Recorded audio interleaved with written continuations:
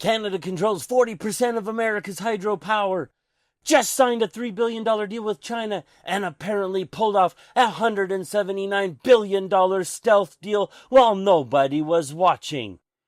A YouTube channel called The Macro Report had a lot to say about Canada's new place in the global order this week. Some of it was right, some of it was very, very wrong. It's Friday and time to get out the trusty old manure meter. Good evening, I'm Steve and welcome to the Daily Brief Canadian Macro. This week we're putting the Macro Report under the microscope across 3 videos. Canada's energy leverage over the United States, a $179 billion stealth deal claim, and Canada's new agricultural agreement with China. 3 segments, 3 scores, maximum 5 points each. Let's get into it. First up, the Macro Report argued that Trump killed the Columbia River treaty negotiations, leaving Canada with permanent structural leverage, as we control upstream water flow powering 40% of all American hydropower across 31 Bonneville Power Administration dams downstream. The Macro Report called it patient, structural, and permanent leverage that tariff pressure cannot touch. Here's what they got right. The geography is accurate, and the leverage argument is solid. Canada does control the Columbia River headwaters from British Columbia. Those 31 dams downstream do generate roughly 40% of U.S. hydropower. A University of Idaho water law professor said it plainly.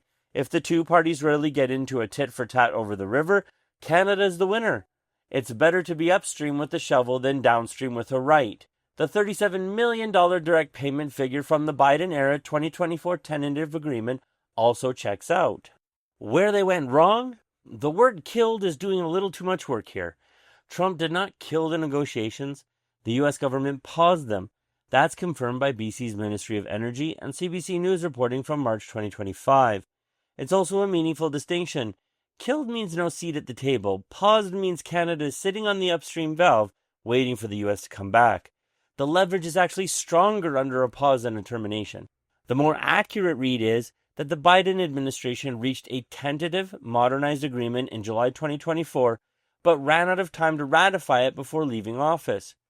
Trump's team then paused the talks. One imprecise word, but it shapes how the audience understands the current state of play. That brings us to the score.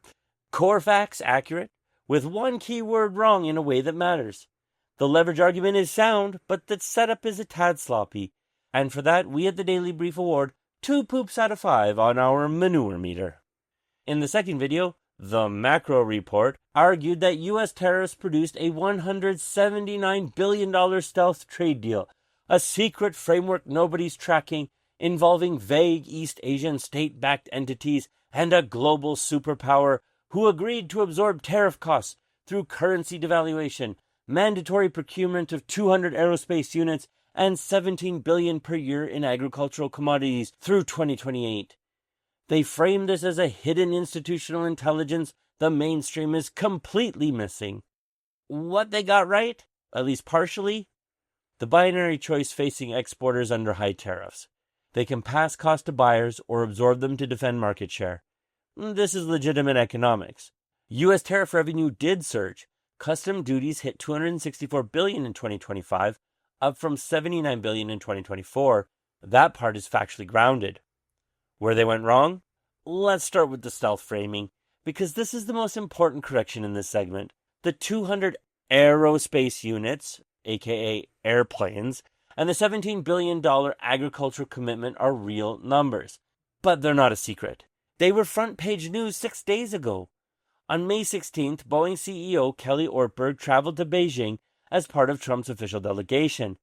Boeing confirmed China committed to purchasing 200 aircraft. Trump announced it on Fox News the same day.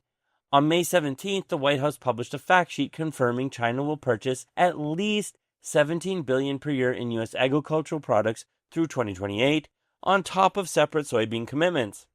These are publicly announced, government-confirmed deals. The Macro Report dressed up last week's headlines as secret institutional intelligence. That is not analysis. They're repackaging the news and calling it a leak. There is also a track record problem the Macro Report didn't mention. China has largely failed to meet its Phase 1 commitments from 2020. U.S. exports to China dropped to $27 billion in 2024 and just $14 billion through July 2025. Whether China follows through on any of these new commitments is an open question the video never asks. The macro report claimed foreign central banks were quietly devaluing their currencies 20 to 40% against the dollar to absorb tariff costs. The DXY tells a different story. The US dollar opened 2025 at 109 on the index and has spent most of the last 15 months below 100. Foreign central banks did not devalue against the dollar actually devalued against them. The macro report has the entire mechanism running in reverse. And despite tariff revenue hitting its highest effective rate since 1947, the U.S. trade deficit in 2025 ended up approximately the same as 2024. A structural win that leaves the deficit unchanged is a significant omission. This brings us to the score. The numbers are real, they were just on the front page last week. Presenting public announcements as some secret intelligence is misleading by design. The currency argument is backwards. China's track record on following through goes unmentioned. And for this, we award this segment with a stunning 4 out of 5 on the Manure Meter. This brings us to our third and final story. The macro report examined Canada's January 2026 deal with China, framing it as a fundamental strategic realignment. Canada finding durable optionality away from U.S. dependence. They argue that settlements outside the U.S. dollar framework erode American financial dominance, pointing to India and Turkey as evidence of a broader de-dollarization trend. What they got right? Well, the core numbers are accurate. Canola seed tariffs dropped from 84% to 15% by March 1st, 2026.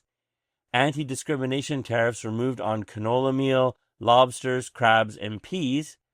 In return, Canada lowered its EV tariff from 100% to 6.1% for a quota of 49,000 Chinese vehicles.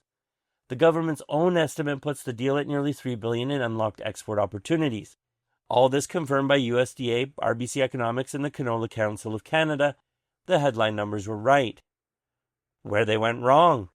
The framing presents a fragile one-year truce as a structural shift. Here's what got left out. The canola meal, pea, lobster, and crab tariff reductions are only guaranteed till the end of 2026. Canola oil and pork tariffs were not removed at all. RBC Economics called this explicitly a truce, flagging long-term uncertainties around both the durability of the deal and competitive implications for Canada's auto sector. On the EV concession, 49,000 units represents less than 3% of Canadian vehicle registrations.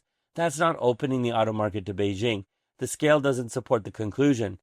The de-dollarization argument is the weakest link. Through September 2025, foreign net purchase of U.S. Treasuries reached $472 billion. The capital flow data just does not support the narrative that dollar dominance is being meaningfully eroded, at least not yet. This brings us to our final score of the evening. They were right on the numbers, wrong on what the numbers mean. A real deal for Canadian farmers overstated as geopolitical realignment. And for this, we award this segment a solid 3 out of 5 on the Manure Meter. The macro report this week follows a consistent pattern. Real verifiable data used as the foundation for a narrative architecture that numbers can't actually support. The hydropower leverage is real. Paused isn't nearly as dramatic as killed. The tariff revenue surge is real, and the currency direction is backwards. The canola deal numbers are real as well, but a 12-month truce isn't a structural realignment. Directionally interesting, factually loose on the mechanisms. That's the difference between macro commentary and macro analysis. Well, that's the Manure Meter episode for May 22nd. For transparency, the links to the macro report's original videos are in the description below. Sources are cited in the description. Scoring is evidence-based. If you found this episode entertaining, please leave a like, subscribe, and hit the notification bell so you don't miss our next brief. I'm Steve. As always, nothing here is financial advice. Everyone's situation is different. Do your own research and speak with a qualified financial advisor before making any investment decisions. Good night.